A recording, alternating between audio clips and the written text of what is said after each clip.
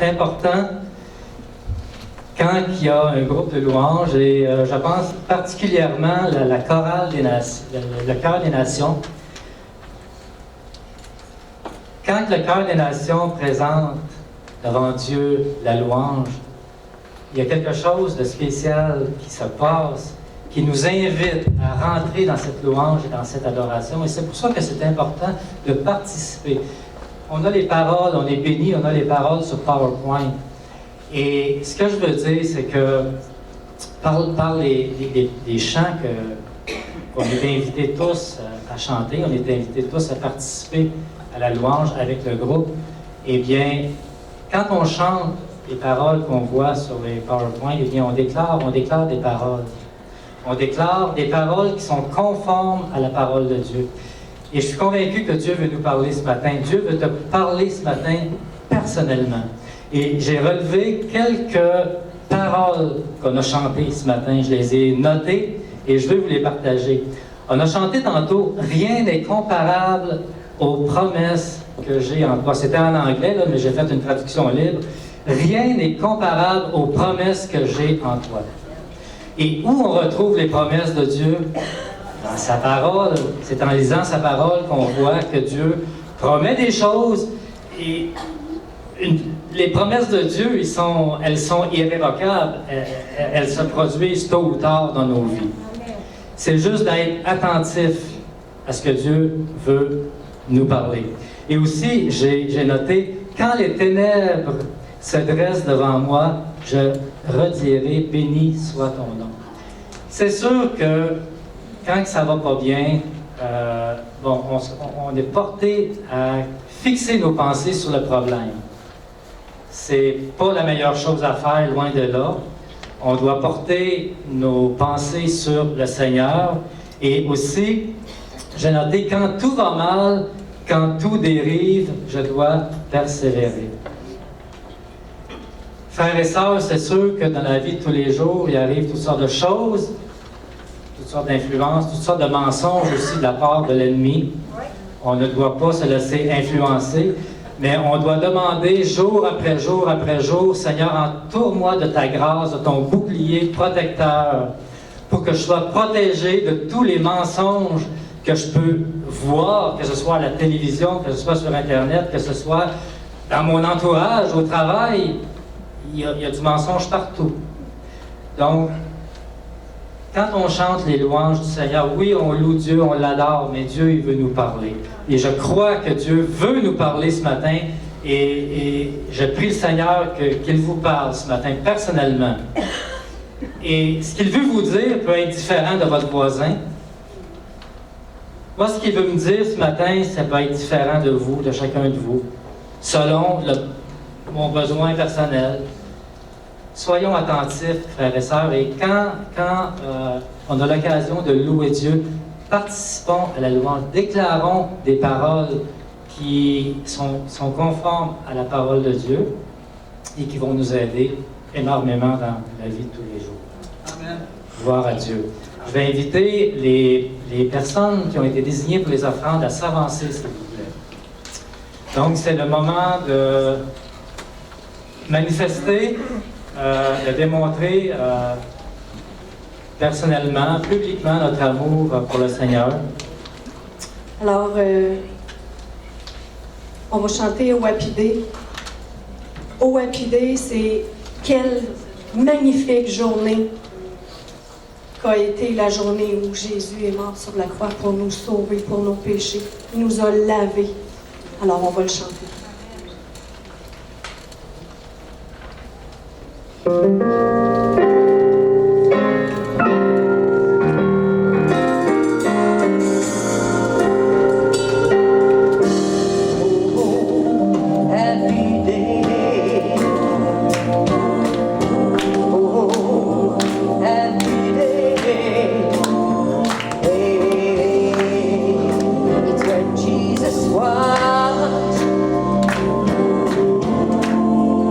It's when Jesus was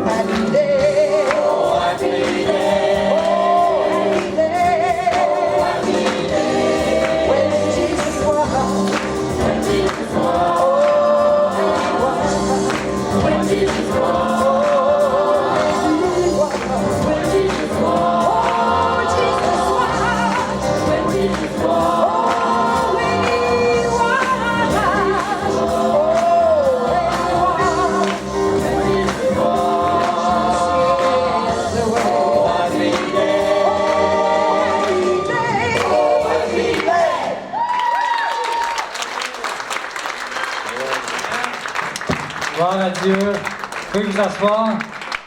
Wow, oh happy day. La parole de Dieu dit dans un psaume, Éternel, c'est la journée que tu as faite, qu'elle soit pour moi un sujet de joie et d'allégresse. C'est la première journée du printemps. Peut-être que, spirituellement parlant, cette première journée du printemps peut avoir un sens pour vous. Peut-être que vous avez besoin d'un renouveau spirituel. Peut-être pas, mais peut-être que c'est le cas. Alors que cette journée soit le début d'un printemps nouveau, le début d'une marche nouvelle, le début d'une reconsécration peut-être. Pas moi qui le sais, c'est vous et le Seigneur.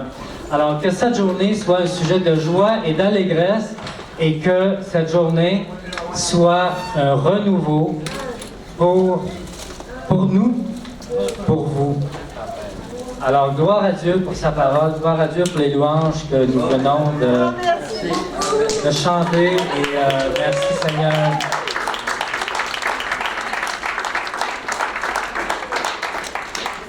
Sois béni, Francine. Merci. Sois béni.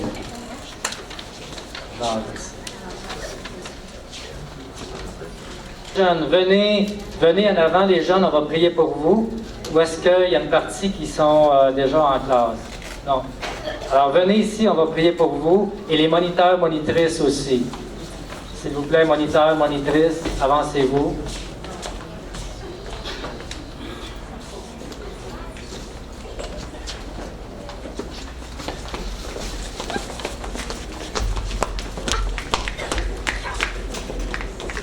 Oui, venez, venez, venez, venez.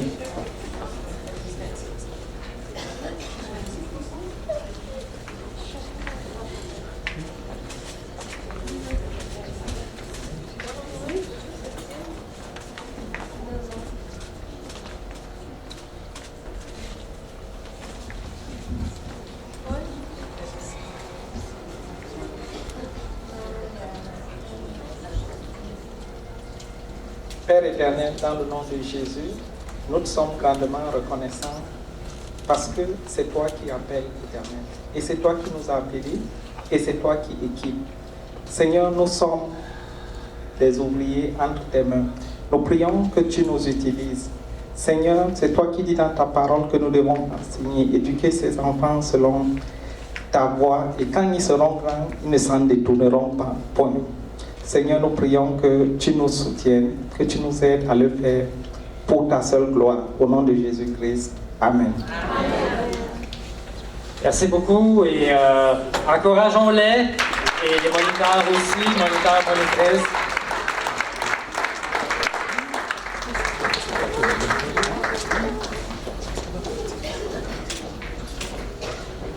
Eh bien, je crois sincèrement que je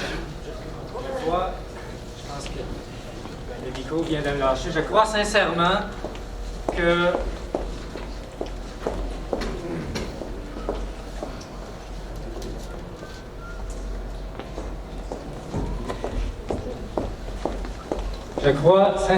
que Dieu nous a préparé, que Dieu nous a parlé ce matin et il nous a préparé à recevoir la parole de Dieu ce matin.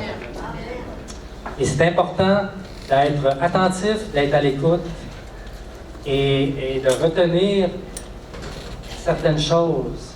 Même si vous retenez juste un verset de ce que vous allez entendre ce matin, si vous le retenez, vous le gravez dans votre cœur et que vous le mettez en pratique, eh bien votre présence ici n'aura pas été vaine, au contraire. Elle va enrichir votre vie. Et c'est sûr qu'idéalement, si vous pouvez retenir l'ensemble du message, ça va être encore mieux. Alors j'invite, sans plus tarder, notre frère Mathieu pour nous apporter la parole ce matin.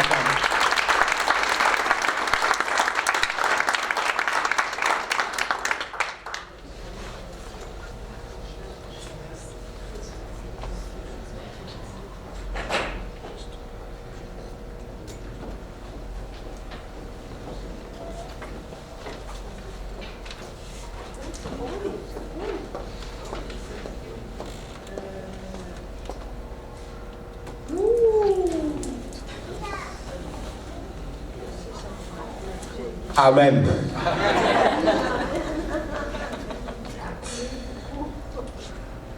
Gloire à Dieu. Nous allons, si nous pouvons nous tenir debout, ce sera apprécié. Bon matin à tout le monde. Est-ce que vous êtes là? Bon matin. Nous allons prier dans le nom de Jésus. Au nom de Jésus, nous prions. Tendre Père, tu es le Dieu du ciel et de la terre. En toi, il n'y a point de changement, ni ombre de variation. Et ta parole est la vérité. Ce matin, nous venons humblement te demander de nous parler, à tous et à chacun, afin que nous recevions de toi la grâce qui vient de toi et que nos vies soient transformées. Mon frère Jacques parlait tantôt en disant que nous sommes au printemps et que ce printemps peut être un changement pour la vie de quelqu'un et pour la vie de cette église et pour nos vies, Seigneur. Comme tu as donné les saisons pour nous apprendre à nous, les humains, que tu es le Dieu qui apporte le changement. Daigne par ta parole et par ton esprit présent ce matin, nous communiquer la parole qui va nous aider à avancer avec toi dans la marche que nous avons entreprise avec toi. C'est dans le nom de Jésus que je prie. Et je prie que toute opposition tout esprit contraire à l'esprit de la parole de Dieu, tout ce qui s'oppose à l'esprit de Dieu, soit ligoté maintenant et expulsé de cette salle au nom de Jésus. Amen. Que tout bruit du dedans comme du dehors soit maintenant tué au nom de Jésus. Et que l'Esprit de Dieu ait libre cours ce matin d'agir et de glorifier le Père au milieu de nous. C'est dans le nom tout-puissant et glorieux de notre Seigneur Jésus-Christ de Nazareth que j'ai prié. Amen. Amen. Amen. Vous pouvez vous asseoir. Asseyez-vous dans la présence bénite et glorieuse de notre Père. Amen. Et je vais juste me présenter un peu. Tu peux laisser la diapositive qui passait tantôt. Je m'appelle Mathieu, comme Mathieu Ankou. Mais moi c'est Mathieu Baga, Pegdoende. Je suis pasteur dans une église à Sherbrooke ici. Notre communauté s'appelle la Mission Rehoboth International Source de Vie. Et donc j'ai vraiment l'insigne honneur de venir ce matin parmi vous et de prêcher l'évangile. Vous savez, ce n'est pas facile de laisser la chair à quelqu'un, surtout si on n'est pas là. S'il était là et puis je prêche, entre-temps ça déraille, il peut m'attraper et puis tu te bouges donc le micro, mais il n'est pas là. J'espère que Jacques va m'attraper si ça déraille. Alors, soyez bénis au nom du Seigneur. Et que la grâce du Seigneur soit avec vous au nom de Jésus. Et j'enseigne aussi à l'université. J'espère que j'ai des étudiants parmi vous ici. Mais cela n'est pas important. Ce qui est important, c'est que nous aimons Dieu et vous aimez Dieu. Et nous allons parler de lui au nom de Jésus. En lisant ce matin votre programme, j'ai vu quelque chose qui m'a frappé. Et je fais l'effort aussi de synthèse comme Jacques, que j'ai beaucoup aimé sa prestation. J'ai aimé la prestation de votre groupe musical. Particulièrement, il y a une madame qui était assise et j'apprécie beaucoup sa présence au milieu de ce groupe musical. Vous savez, c'est très apprécié, on peut l'acclamer au nom de Jésus. Que le Seigneur vous fortifie et vous reconforte au nom de Jésus. Vraiment, le Seigneur est fidèle et il va vous amener à arriver à l'étape que lui-même il a préparée pour vous au nom de Jésus. Et donc, ce qui m'a accroché, et je bénis mon frère qui m'a signifié aussi qu'ils ont prié pour moi. Je suis rassuré, ok, ben voilà, merci Seigneur, je suis soutenu, et puis ça veut dire que ce que je vais apporter aura un impact certain au nom de Jésus. Alors, il est dit que, voici, je t'établis pour être la lumière des nations, pour porter mon salut jusqu'aux extrémités de la terre. Et donc, il est dit aussi en bas, célébrer chaque dimanche à 10h. Le Seigneur Jésus t'aime et t'invite à le suivre. Quand j'ai vu ça, je dis, oh, voilà, il y a quelqu'un qui a déjà mis le thème de mon message quelque part ici. Et lorsque les chants ont commencé à se défiler, et I will follow him, I will follow you, je dis, ok, bon, je vais te suivre. Seigneur, merci pour ce que tu as préparé, tout le monde, pour que, oui, le message passe au nom de Jésus. Et c'est une belle chose que d'être connecté au Seigneur Saint-Esprit. Dieu est esprit et ceux qui l'adorent devraient l'adorer en esprit et en vérité. Et lorsque vous êtes conduit par l'Esprit de Dieu, tout devient facile. Et donc, je n'ai pas encore commencé mon message. D'habitude, quand je prêche dans mon église, ou du moins dans l'église du Seigneur qu'il m'a confié, plutôt pour être plus juste. Alors, ce qui se passe, je prends au moins 15 minutes pour faire de l'introduction. C'est très important pour préparer d'abord les esprits et donc entrer dans le fond du sujet. Vendredi, j'avais été invité à une soutenance à l'université et quand je suis arrivé, c'est un ami et frère qui soutenait son doctorat. Et j'ai un peu l'habitude de ces choses, de ces soutenances-là. Quand je suis arrivé, il y avait donc tout le jury qui était là. Et eux autres, ils ont commencé par, bien sûr, les protocoles et autres.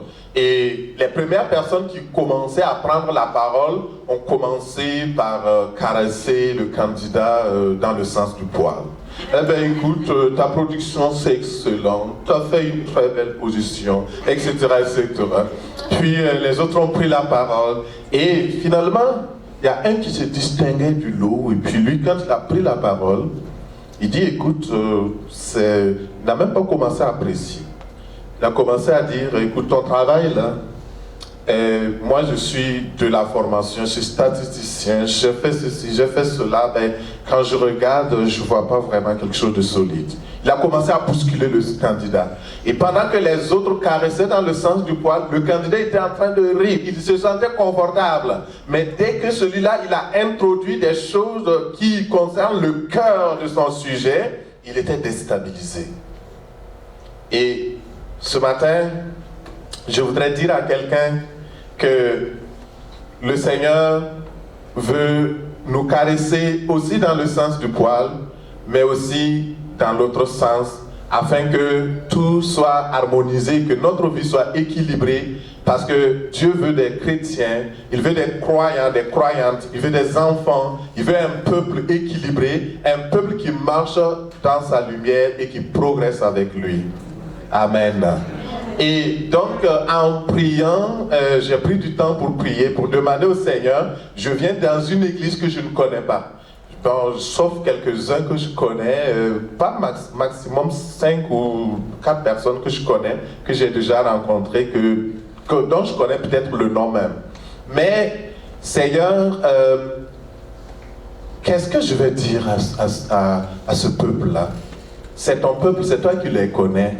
Seigneur Jésus, si tu étais à lumière des nations à 11h38, en train de prendre la parole physiquement, si tu étais sur la terre physiquement, Seigneur Jésus, qu'est-ce que tu allais leur dire?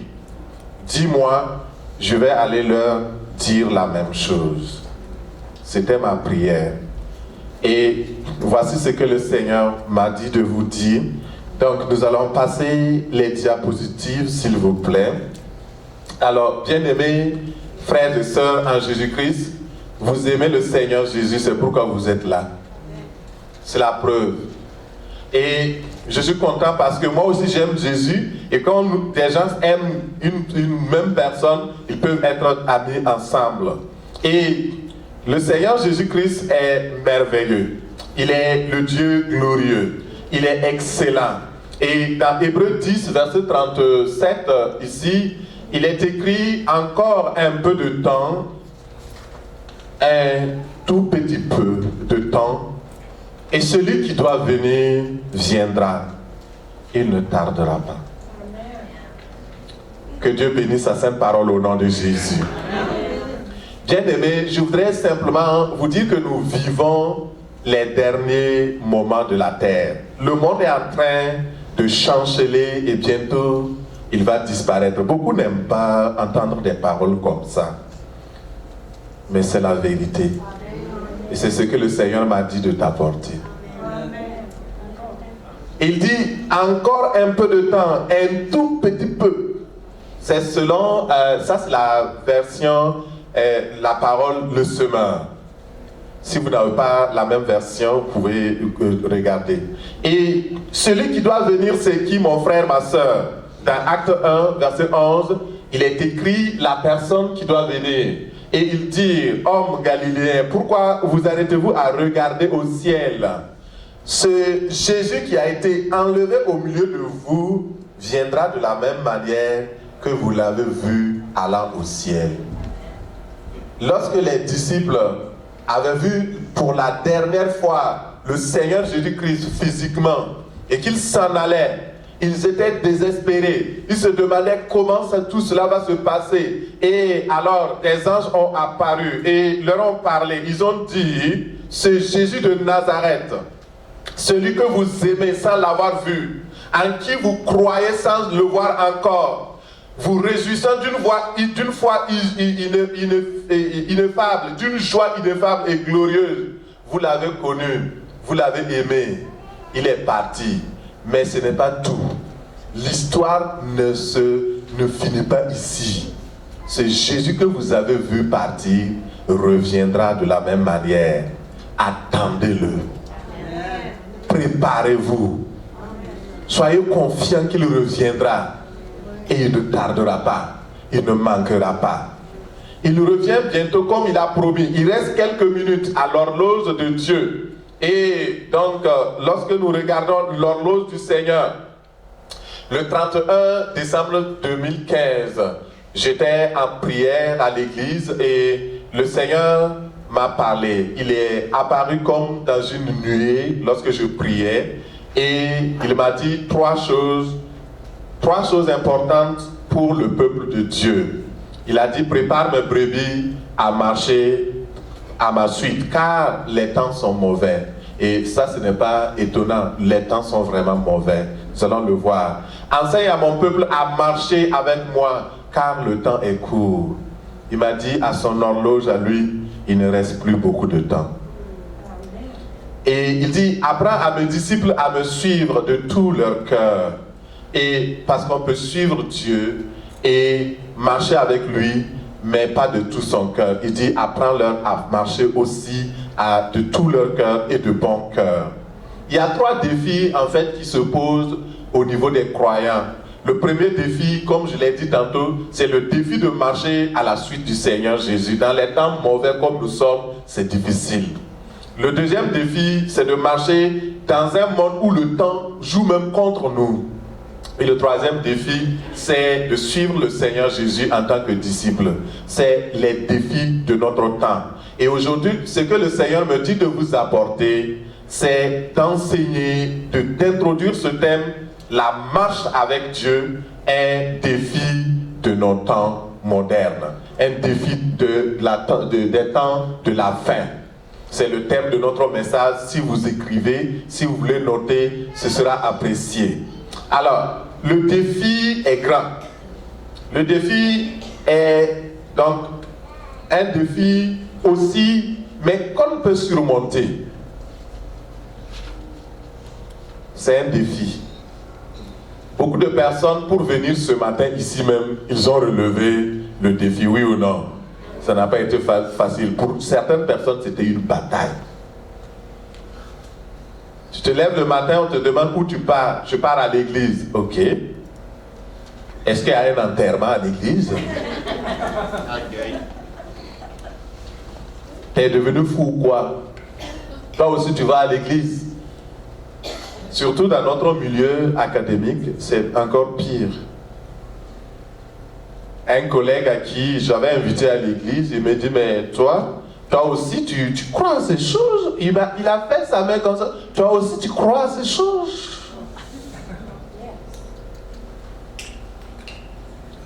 C'est dommage. Nous sommes dans un monde de défis. Et le Seigneur va nous apprendre comment relever justement ce défi. Et ce matin, j'ai une bonne nouvelle. Tu vas relever le défi au nom de Jésus. Amen. Par la force du Saint-Esprit. Ce n'est pas par ta force, ni par ta puissance, mais par l'Esprit, dit l'Éternel. Nous releverons le défi au nom de Jésus. Dis à la personne à côté de toi: je releverai le défi de marcher avec Dieu. Alléluia. Merci Seigneur. Dans le livre de Michée 6, verset 8, Michée 6, verset 8, regarde ce que le Seigneur dit. Michée 6, verset 8.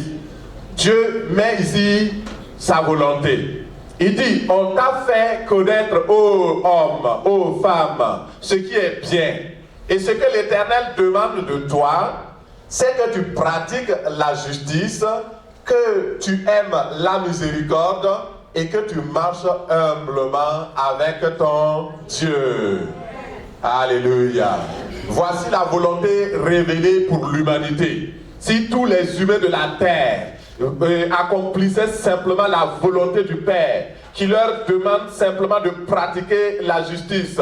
Ici, il s'agit des œuvres de nos mains, de nous conduire avec droiture. Deuxièmement, de pratiquer la miséricorde, l'amour. Ça, c'est au niveau de notre cœur, de nos sentiments. Le cœur, tu dois prendre plaisir à témoigner de la bonté de Dieu. Et troisièmement, nos pieds. notre marche avec Dieu, la direction, la voie que nous devons suivre. Le Seigneur dit, marche avec moi humblement. Et donc, cela plaît au cœur de Dieu quand il voit que ses enfants, quand il voit que ses brebis, son peuple, marchent à sa suite. Et nous allons voir justement qu'est-ce que cela veut dire marcher avec Dieu. Qu'est-ce que cela signifie? Dieu cherche aujourd'hui. Et quand il m'a parlé, il a dit, va leur dire que je cherche parmi eux, parmi elles, parmi le monde. Vous êtes la lumière des nations, c'est très bien. Et vous devez être des femmes et des hommes qui marchent à ma suite parce que je cherche. Dieu est un chercheur. Il cherche des intercesseurs. Il cherche donc des enfants, des hommes et des femmes nés de nouveau qui vont marcher à sa suite. Il cherche. La raison fondamentale de la création de l'homme sur la terre, c'est justement que une fois en communion avec Dieu, nous puissions marcher à sa suite et lui appartenir pour toujours. Notre destinée est liée d'ailleurs à la marche avec Dieu. Lisons dans 1 Thessaloniciens 5, verset 9 rapidement. Car Dieu ne nous a pas destinés à la colère. Dis à la personne à côté de toi, Dieu ne t'a pas destiné à la colère. Dieu ne t'a pas destiné à la perdition. À quoi Dieu nous a donc destinés? Regardons ce que le Seigneur dit. Dieu nous a destinés à posséder le salut par notre Seigneur Jésus-Christ, qui est mort pour nous, afin que, vivants ou morts, nous entrions ensemble avec lui dans la vie. C'est pourquoi encouragez-vous les uns les autres et aidez-vous mutuellement à grandir dans la foi, comme vous le faites déjà. La parole de Dieu dit de nous encourager. Quand on dit de dire à ton frère, tu es en train de l'encourager simplement. En lui disant, écoute là, tu vas marcher, tu as la victoire. Courage mon frère. Alléluia. Et ce matin, j'apporte simplement ma modeste contribution à votre croissance, à votre maturité spirituelle et par la parole qui va être donc donnée. Marcher avec Dieu. Que c'est beau. Tout le monde a déjà entendu ça. Est-ce que c'est vraiment nouveau? Non. Mais je voudrais vous dire que marcher avec Dieu, c'est différent d'aller à l'église. C'est différent d'être membre d'une église. Beaucoup de personnes qui vont à l'église comme même qui étant membres ou responsables ne marchent pas toujours avec Dieu. Et je vais vous prouver pourquoi. Et si ce matin, le Seigneur t'interpelle, que tu ne marches pas comme lui il veut. Et vous savez, notre patriarche Abraham, il avait 75 ans quand Dieu a toqué un jour à sa porte. Il dit, Abraham, lève-toi. Abraham dit, ok, ben, c'est moi le patriarche Abraham. Dieu dit, ok, on a un problème à régler. Il dit, mais c'est quoi? Je suis celui qui marche avec toi, je suis ton ami, on parle tous les jours. Dieu vient lui dire, Abraham, j'ai regardé ta marche, elle n'est pas intègre. Ta marche est compromise. Tu as fait des erreurs et tu as cumulé des erreurs, Abraham. Je te dis maintenant, lève-toi, marche devant ma face et sois intègre. Abraham dit, qu'est-ce qui ne va pas? Dieu lui dit, oui. Regarde, tu as commencé à marcher bien avec moi. Mais tu as commencé à faire aussi des compromis. Tu es parti en Égypte. Tu as amené Agar. Agar est venue. Ta femme a dit, il faut prendre Agar pour susciter une postérité. Tu as pris Agar et tu as suscité Ismaël. Quand Ismaël est venu, il y a eu toute une pagaille qui s'est créée. Et ta marche a été boiteuse. Abraham, tu ne peux pas vaincre avec une marche boiteuse. Lève-toi, je te dis, marche devant ma face. Tu n'as pas toujours marché devant ma face.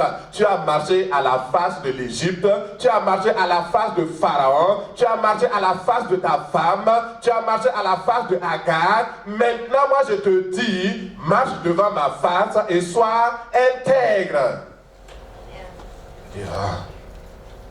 Merci. À partir de ce moment, la marche d'Abraham a changé. Et la Bible dit, à la conclusion, Abraham vécut heureux. Alléluia. Abraham vécut heureux. Il avait toutes les richesses qu'il avait. Il a suscité cette postérité que Dieu voulait qu'il ait. Et finalement, Abraham a atteint l'objectif que Dieu avait fixé au départ pour lui. Il a atteint sa destinée. Lorsque tu marches avec Dieu, Dieu va te conduire jusqu'au point où lui-même il veut que tu arrives par sa grâce au nom de Jésus. Alors, je disais tantôt que beaucoup de personnes sont même membres de l'église, mais ils ne marchent pas toujours dans les voies de Dieu. Nous pouvons prendre l'exemple d'Ananias et de Saphira. Ils étaient membres d'une église, une grande église de 5000 personnes, de plus de 5000 personnes. Et quand on a dit, il faut apporter les dîmes et les offrandes, il faut semer parce que nous voulons vivre la vie de Dieu. Les gens étaient contents. Et donc les gens Barnabas a vendu son champ, les autres ont vendu leur champ, ils ont vendu leur maison. Ils ont dit, on va rester ensemble. Et aussi, ils se sont levés. Ils ont dit, on va imiter ces gens-là. On va faire semblant que nous aussi, on va à l'église. Et ils ont vendu aussi leur champ. Mais s'ils avaient gardé l'argent, est-ce qu'il y avait un problème? Non, c'est pour eux. Mais ils sont venus. Ils ont dit, Pierre, voici, nous avons aussi vendu notre champ et nous avons apporté l'argent. Pierre demande, est-ce que c'est tout l'argent comme ça? Le Saint-Esprit a dit à Pierre, il y a un problème. La valeur de leur champ là, ça dépasse l'argent qu'ils ont amené. Et Ananias n'était pas, était là, le Saphira n'était pas là. Elle est venue en retard à l'église ce jour. Et je vais vous dire, ne venez pas en retard à l'église parce que des choses bonnes peuvent vous échapper. Faites tout pour arriver à l'heure. Si Saphira était venue à l'heure, elle ne serait pas morte. Elle allait voir son mari tomber cadavre. Est-ce qu'elle a dit la vérité, oui ou non? Que le Seigneur délivre les retardataires au nom de Jésus. Je vous aime beaucoup. Alors, Ananias et Saphira faisaient semblant de marcher avec Dieu. Mais leur cœur n'était pas tout entier à Dieu. Et la parole de Dieu dit que Dieu parcourt la terre et cherche des hommes et des femmes dont le cœur est tout entier à lui, qui marchent véritablement avec lui.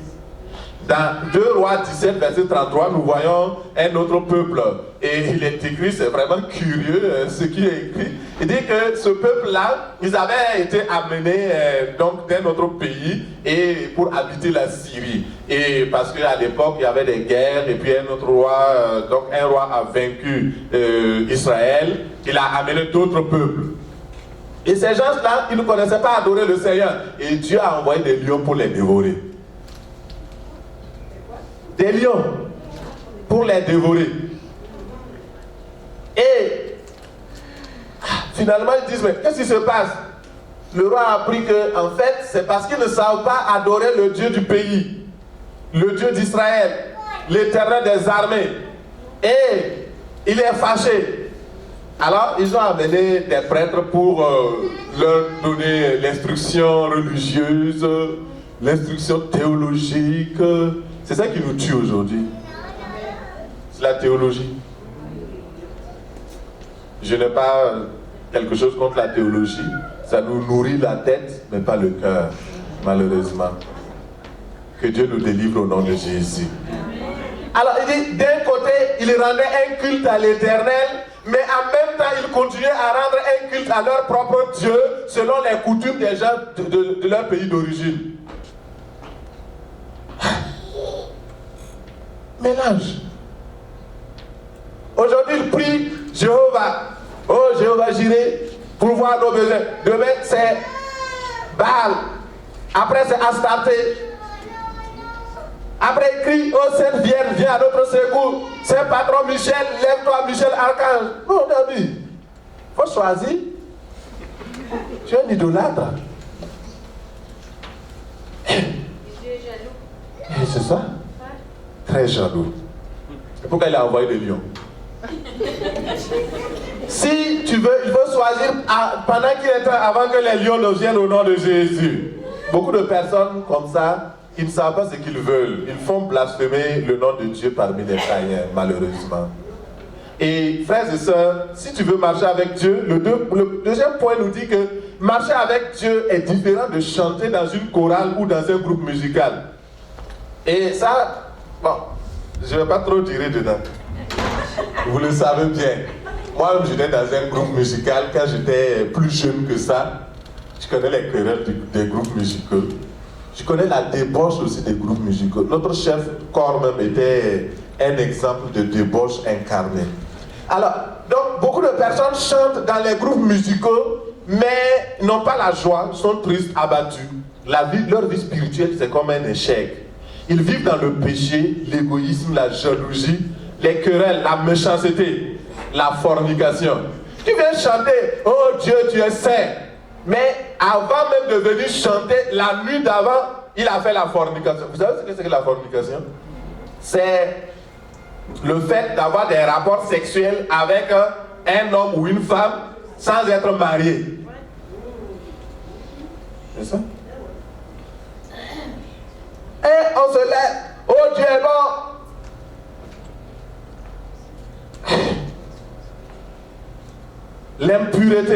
L'impureté dans les pensées. Tu as fait la querelle avec ta femme, tu ne t'es pas réconcilié, tu viens prendre le micro. Oh, le présume. Dieu dit, shut up.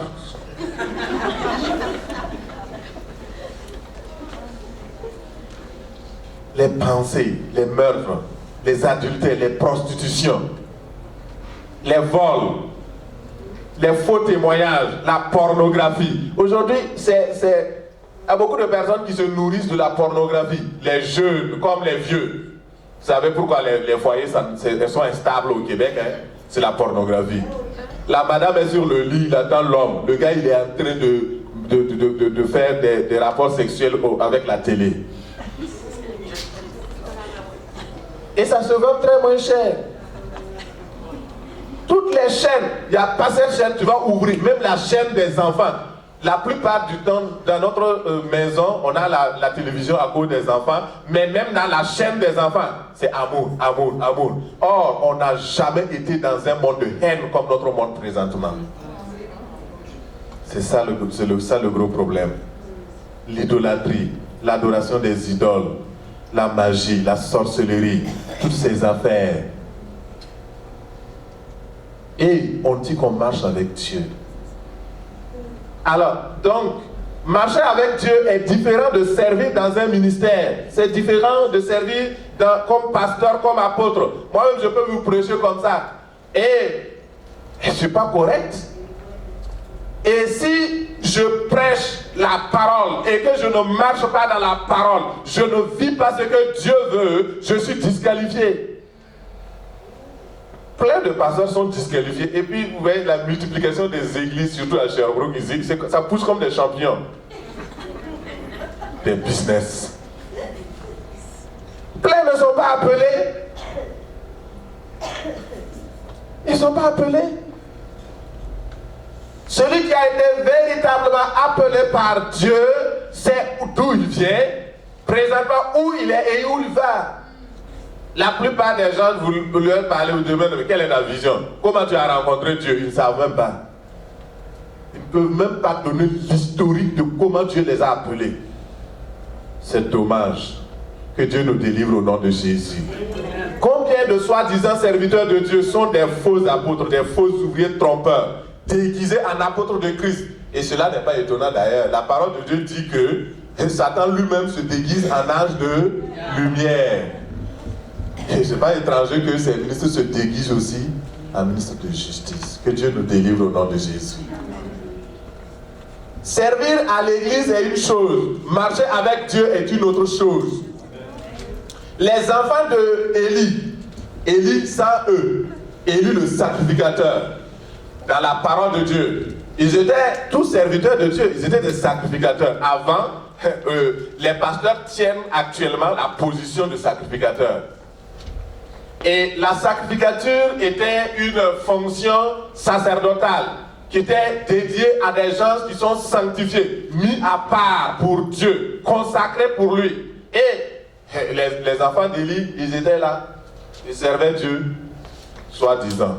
Et eux autres, leur problème c'est quoi? Ils étaient pervers. La parole de Dieu dit qu'ils étaient pervers. 2 Samuel, on peut le lire, 2 Samuel 2:12. Les enfants d'Élie étaient pervers. Les fils d'Élie étaient des hommes pervers. Ils ne connaissaient point l'Éternel. C'est bizarre. Pourtant, ils sont sacrificateurs. Ils sont pervers et ils ne connaissent pas l'Éternel. Non, il y a plein d'affaires maintenant.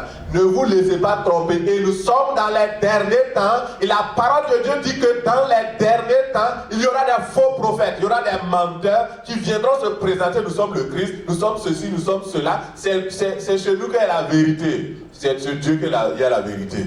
Amen. Dieu seul est la vérité. Amen. Ah, venez chez nous. C'est ici, c'est cela. Mon ami, la parole de Dieu est la vérité.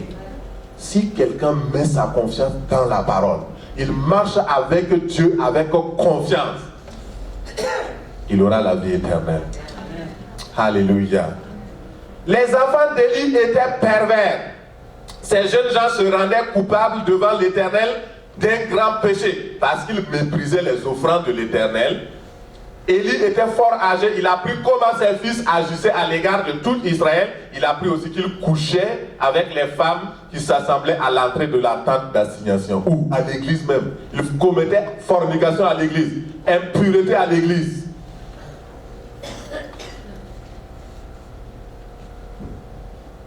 Regardez leur fin. Ils ont été disqualifiés le même jour lorsqu'ils sont partis en guerre. Ils ont amené l'arche de l'Éternel, croyant que c'est l'arche qui va les sauver. Les symboles. Aujourd'hui, quand les gens sont commis un grand péché, maintenant, ils prennent la Bible pour mettre à leurs cheveux pour se coucher. Oh, protège-moi Seigneur, protège-moi. Le diable vient les fouetter dans les reins. Ils se réveillent. Oh Seigneur, ils prennent la Bible.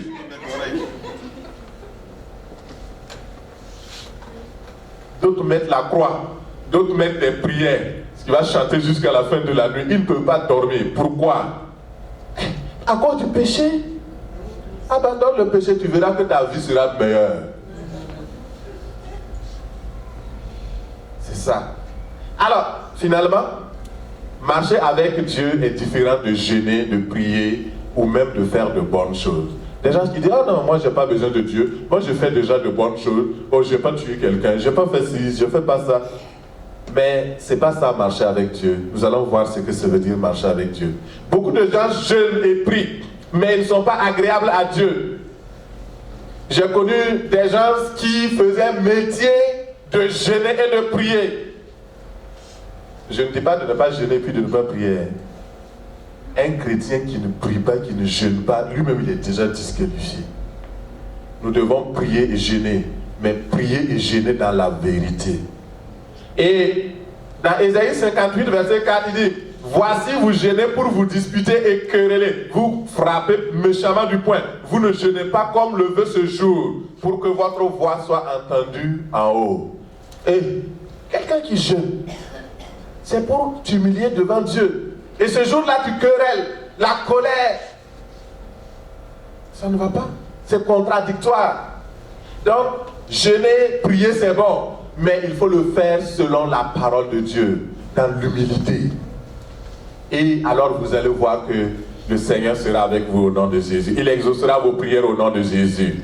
Lorsqu'on fait la synthèse de tout cela, le Seigneur Jésus-Christ revient bientôt. Il va chercher des croyants et des croyantes nés de nouveau, dignes, purifiés. Il viendra chercher une église rayonnante de beauté. C'est ça la sainteté en fait. Rayonnante de beauté, sans tache ni ride, ni aucun défaut, mais digne de Dieu, sainte et irréprochable. C'est ce que dit la parole de Dieu. Et pour enlever son église, le Seigneur Jésus-Christ va venir. Mais il ne suffit pas de dire Seigneur, Seigneur. Il ne suffit pas d'aller à l'église. Il ne suffit pas de chanter. Il ne suffit pas d'intercéder ou de travailler pour Dieu. Non. Il ne suffit pas de dire Seigneur, Seigneur. Mais il faut accomplir la volonté de notre Père. D'ailleurs, c'est ce que le groupe musical a chanté. Faire la volonté de notre Père. Dans Matthieu 7, verset 22, Matthieu 7, verset 22, plusieurs me diront en ce jour-là, Seigneur, Seigneur, n'avons-nous pas prophétisé en ton nom? N'avons-nous pas chassé les démons par ton nom? Et n'avons-nous pas fait beaucoup de miracles par ton nom? Mais c'est normal. Le nom de Jésus est tellement fort, même le païen, quand il prononce le nom de Jésus, un miracle peut se faire, oui ou non? S'il croit dans ce nom. Un jour, il y a les disciples de Jésus qui sont venus lui dire, nous avons trouvé quelqu'un qui chasse les démons en ton nom. Est-ce qu'on va lui interdire de faire ça parce qu'il ne te suit pas? Jésus dit non, laissez-le. Il n'y a pas quelqu'un qui va chasser des démons en mon nom et puis immédiatement il va parler contre moi. Oui ou non? Voilà, il faut le laisser. Nous avons chassé les démons en ton nom. Oui, mais tu as chassé au nom de Jésus. Mais est-ce que tu marches avec Dieu? C'est ça. La question qui sera posée au ciel, lors du retour du Seigneur, l'enlèvement va venir. Le Seigneur va venir enlever son église. La question qui va être posée, ce n'est pas est-ce que tu as fait le ministère? Est-ce que tu chantais bien? Est-ce que tu partais une fois par semaine à l'église? Non, c'est pas ça il va te poser la question. Est-ce que tu as marché avec moi? La marche. Vous comprenez pourquoi Jésus va les rejeter? Il dit non, je ne vous connais pas. Parce qu'il dit Seigneur, Seigneur, ils n'ont pas dit nous avons marché avec toi dans l'intégrité, nous avons marché avec toi dans ta volonté, nous devons marcher avec toi et accomplir ta volonté. Ils n'ont pas dit aucun de tout cela. C'est pourquoi ils ont été exclus du royaume. Les enfants d'Élie, sans eux, ont été aussi détruits.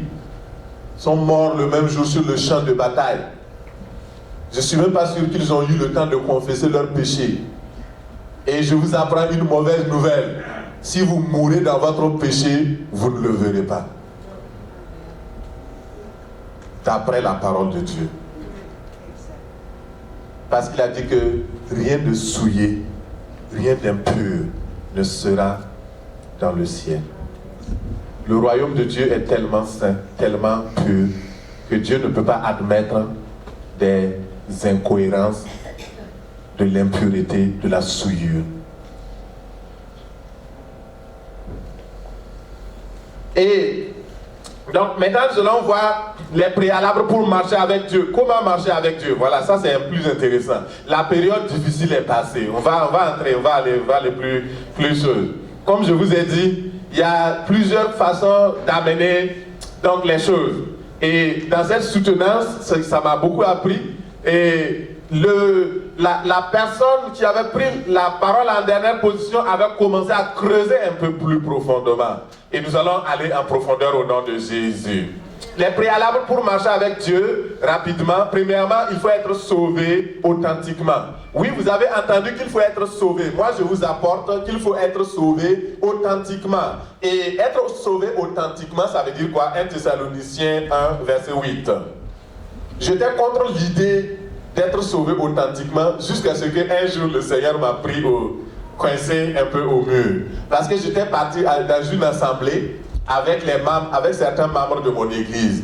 Il y avait beaucoup de nouveaux croyants et le pasteur, en regardant les gens que j'ai amenés, il a vu qu'il y a beaucoup qui n'étaient pas, selon lui, bien nés de nouveau. J'étais fâché. Je dis, mais soit on est né de nouveau ou on n'est pas né de nouveau. Comment tu peux dire qu'ils ne sont pas bien nés de nouveau? Et finalement, j'ai compris que oui, quelqu'un peut être dans le processus de la nouvelle naissance. Quelqu'un peut être dans le processus de suivre le Seigneur, mais il n'a pas achevé totalement, donc il n'a pas parachevé totalement. Et nous allons voir ce que 1 Thessaloniciens dit pour que je ne parle pas de moi-même. 1 Thessaloniciens 1:8.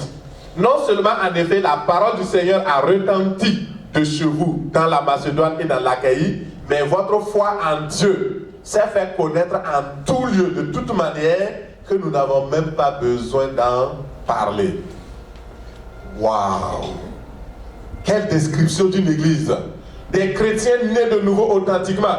Et on dit que le témoignage de leur vie, comment ils marchent avec Dieu, ça s'est retenti partout, de sorte qu'on n'avait même pas besoin d'en parler. C'était évident.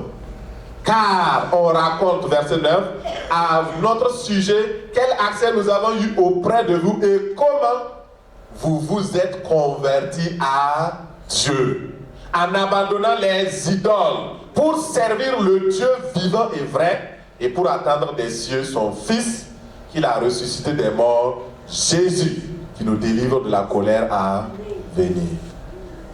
Ça, c'est la véritable conversion.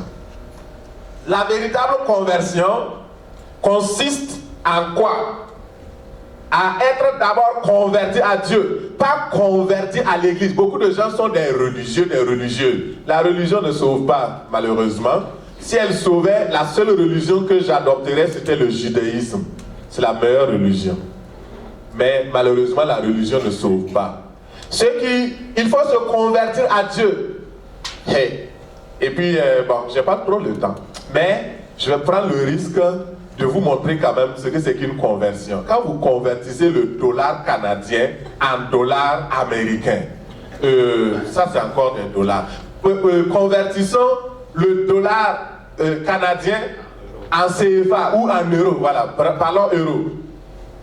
Quand vous donnez le dollar à la caissière, elle a déjà mis dans la caisse, elle vous remet un autre billet qui s'appelle l'euro. Est-ce que c'est la même chose? Non. C'est de l'euro maintenant. Il y a un changement radical. Il y a une transformation. C'est pourquoi la parole de Dieu dit que si quelqu'un est en Christ, il est une nouvelle création. Les choses anciennes sont passées, toutes choses sont devenues nouvelles. Et ce qui est transformé, vous avez la même valeur d'argent, mais ce qui est sûr, vous n'avez pas le même billet. Il y a une transformation, il y a une conversion. Et ce changement-là doit se produire. Malheureusement, dans beaucoup de cas, le changement ne s'est pas produit. Beaucoup de personnes n'ont pas encore été délivrées. Ils ont été convertis, ils sont partis confesser devant un pasteur, devant un serviteur de Dieu, un prêtre, je ne sais quoi. Et Seigneur Jésus, je viens à toi, je t'aime beaucoup, je voudrais être sauvé. À partir d'aujourd'hui, je demande pardon pour mes péchés, etc. Ça, c'est la prière de repentance. C'est le béaba pour entrer dans le royaume de Dieu, c'est bien. Mais après ça, les petites affaires qu'on traînait dans le passé, on doit en être délivré. Délivré. Les petits démons de cupidité, on ne veut pas donner à notre frère. Les démons de sensualité, de fornication, toutes ces affaires, on doit dire, bon, maintenant, ma vie, mon corps est le temple du Saint-Esprit. Que tout ce qui n'est pas propice au temple du Saint-Esprit, dehors. Dehors.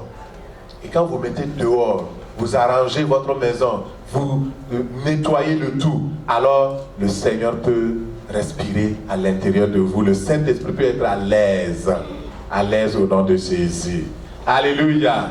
Et ils se sont convertis, ils ont abandonné les choses, ils ont maintenant commencé à servir Dieu. Le véritable Dieu, ce n'est pas tout. Beaucoup de gens sont à ce niveau-là.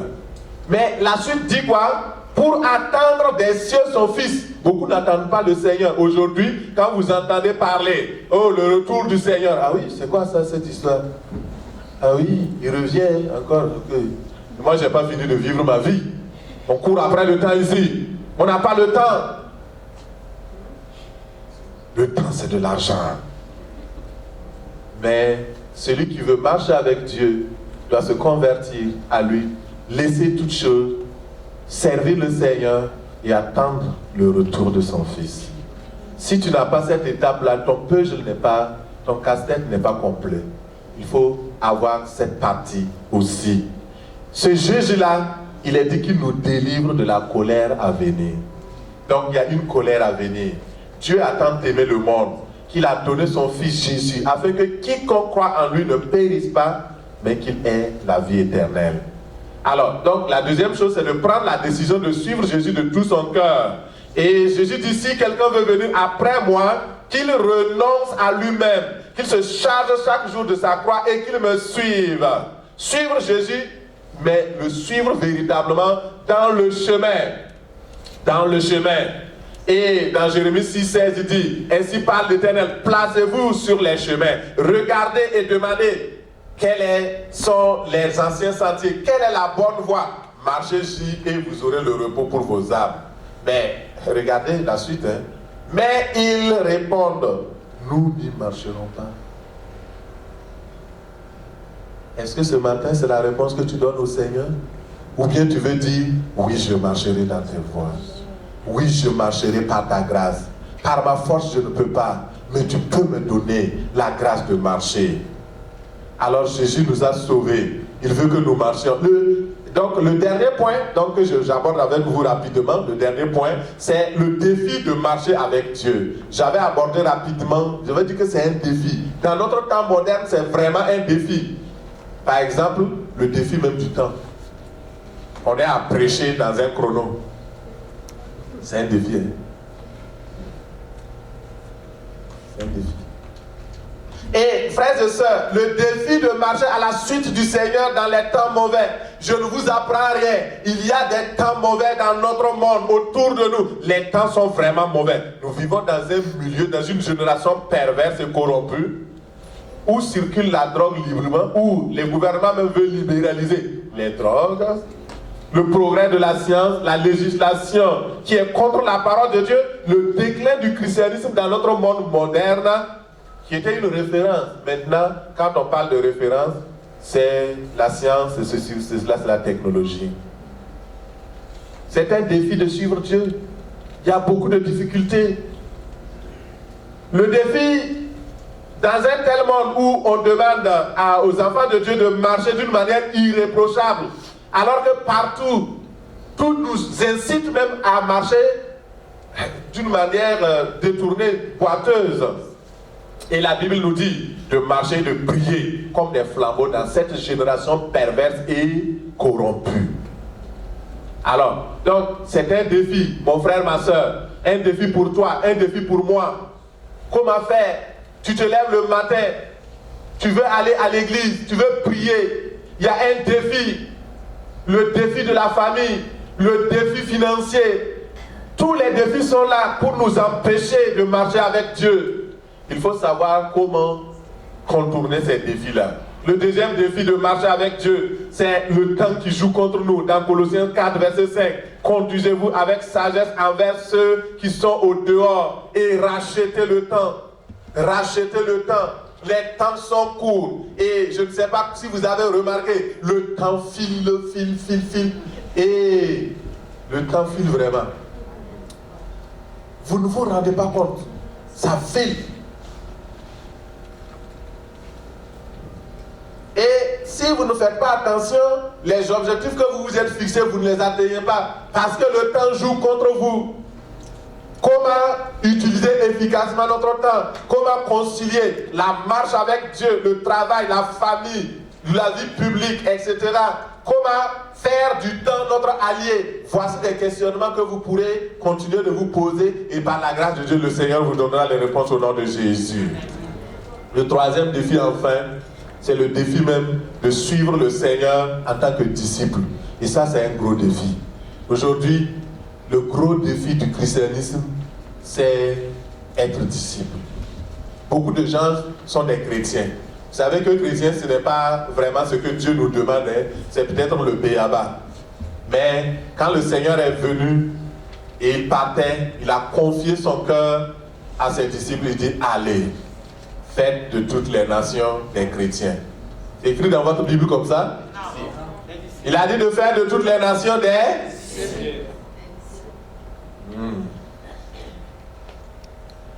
Il y a combien de disciples dans nos églises? Un disciple, par définition, c'est une personne qui suit un maître, qui marche avec un maître. C'est ça, marcher avec Dieu. Le défi d'avoir des disciples. Luc 9, 23, il dit, puis il dit à tous, et ce matin le Seigneur te dit, et il nous dit à tous, il dit, si quelqu'un veut me suivre, si quelqu'un veut marcher à ma suite, qu'il renonce à lui-même, qu'il se charge chaque jour de sa croix et qu'il me suive. Ça, c'est ce que le Seigneur te dit. Donc, il y a 4 points ici que j'aborderai très rapidement. Le premier point qu'il demande, c'est le renoncement. Renoncer à soi-même. Dans Éphésiens 4, verset 22, cela consiste à nous débarrasser de notre ancienne manière de vivre, celle de l'homme que vous étiez autrefois et que les désirs trompeurs mènent à la ruine, à être renouvelés par le changement du Saint-Esprit dans notre pensée et à revêtir l'homme nouveau, créé conformément à la pensée de Dieu pour mener une vie juste et sainte que produit la vérité. Deuxième point, porter sa croix. Dans Matthieu 10, 38, il dit, celui qui ne prend pas sa croix et ne me suit pas n'est pas digne de moi. Et il y a beaucoup qui ont très bien compris. Quand on a dit de porter sa croix, ils ont pris une grosse croix ici, ils ont mis ça arrive jusqu'au pied. Ce n'est pas ça la croix, mon frère. La croix que Jésus portait là ne pendait pas sur sa poitrine. Ce n'est pas mauvais de porter une croix. Hein. Je parle comme ça, mais je ne suis pas contre quelqu'un qui porte une croix, une chaîne, une forme de croix. Surtout quand il n'y a pas Jésus là-bas. Si c'est vide, c'est bon. Ça peut être un objet, je ne sais pas, de beauté. Mais ce n'est pas ça, en fait, Jésus demande. Quand il dit de porter sa croix, ce n'est pas ça, ce n'est pas un objet de beauté. Ce que Jésus veut, c'est que nous souffrons aussi pour lui. Que nous souffrons pour lui. La souffrance aujourd'hui, on ne va pas te tuer. Nous sommes au Canada, c'est un pays libre. Personne ne va te tuer pour ça.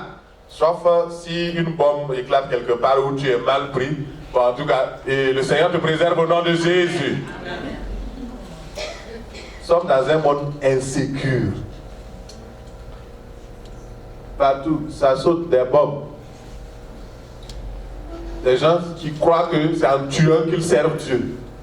Là, c'est contraire à l'esprit de Dieu. Alors, mon frère et ma soeur, nous sommes dans un monde où il faut accepter souffrir. Aujourd'hui, accepter souffrir, ce n'est pas forcément faire la prison, mais c'est même accepter que les gens te niaisent. Que les gens te mettent là, toi aussi, tu peux prier à la lumière des nations. Il semble que ce sont des gens bizarres. Tu es évangélique aussi?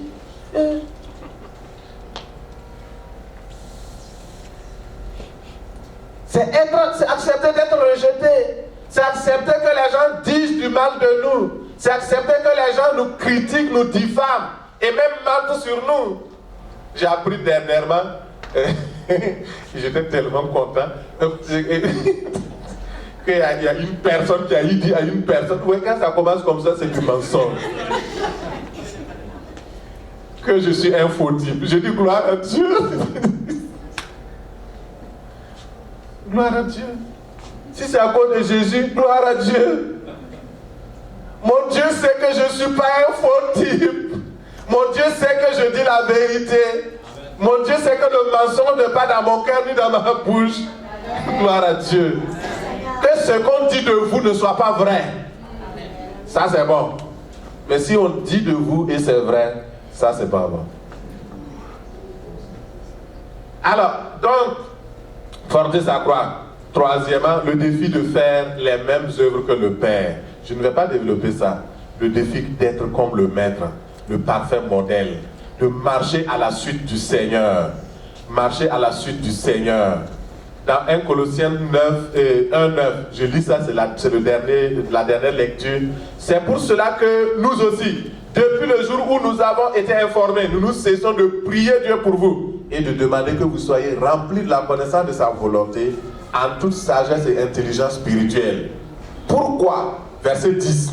Pour marcher d'une manière digne du Seigneur et lui être entièrement agréable, portant des fruits en toutes sortes de bonnes œuvres et croissant par la connaissance de Dieu, fortifié à tous égards par la puissance glorieuse, par sa puissance glorieuse, en sorte que vous soyez toujours avec joie, persévérant et patient.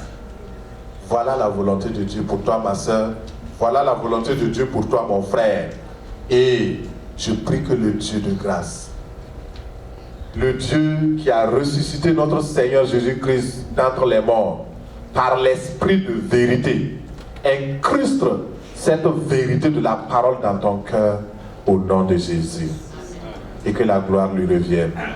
Nous allons juste nous tenir debout. Je vais prier. Et après ça, je vais demander à Jacques de nous conduire dans un petit moment de prière. Au nom de Jésus. Ça a été un peu long, mais ça valait la peine. Je n'ai pas l'occasion de vous voir tous les jours. Donc quand j'ai eu juste l'occasion, je voulais profiter. Vous allez bien m'excuser au nom de Jésus.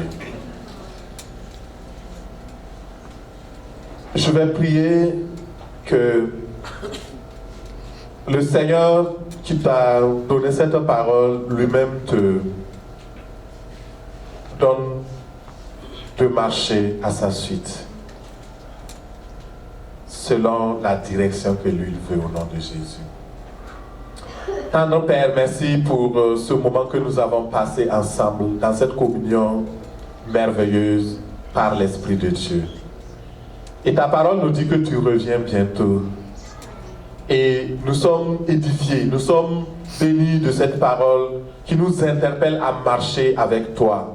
Mais il y a des défis, Seigneur. Et les défis sont nombreux. Et je prie au nom de Jésus que toute personne qui a écouté ce message aujourd'hui, tu lui donnes la grâce de relever les défis et de marcher avec toi au nom de Jésus. Que les obstacles physiques, les obstacles matériels, moraux, les obstacles spirituels soient brisés dans leur vie au nom de Jésus afin qu'ils marchent avec toi avec persévérance, dans la joie, au nom de Jésus. En te servant, Seigneur, qu'il manifeste ton amour, qu'il marche d'une manière digne de toi, Seigneur. Au nom de Jésus, j'ai prié.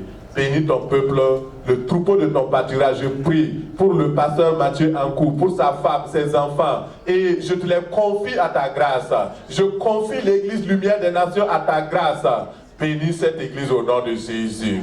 Qu'il marche à ta lumière, qu'il marche dans tes voies. Au nom de Jésus, que ton nom soit sanctifié et béni dans la vie de tout un chacun. C'est dans le nom merveilleux et beau de Jésus-Christ que j'ai prié. Amen. Amen. Wow! Frères et sœurs, j'étais convaincu que Dieu voulait nous parler ce matin. Est-ce que Dieu vous a parlé?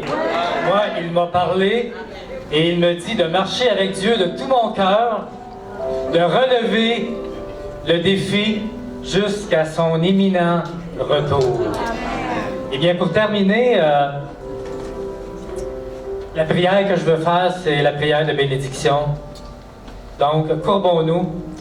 Et c'est dans Nombres chapitre 6, versets 24 et 26 qui dit ceci.